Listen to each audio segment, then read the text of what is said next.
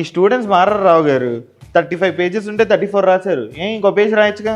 Fail చేసేద్దాం. పేరు క్యాప్స్లో రాయాలి కదండి, క్యాప్స్లో లేదేంటండి?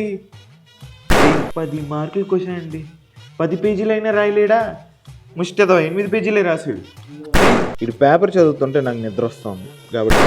హ్యాండ్ రైటింగ్ ఏంటి రావు గారు ఇంత బాగుంది, కానీ అండర్లైన్ వేయలేదండి. ఫెయిల్ చేశారు. ఈరోజు ఉప్మా బాలే, ఫెయిల్. మన కాలేజ్ డెవలప్ అవ్వాలి రావు గారు, అది మన పిల్లల చేతిలో ఉంది. అందుకే వాళ్ళని ఫెయిల్ చేస్తున్నాం. వాళ్ళు సప్లీ ఫీజు కట్టి మళ్ళీ ఎగ్జామ్ రాయాలి.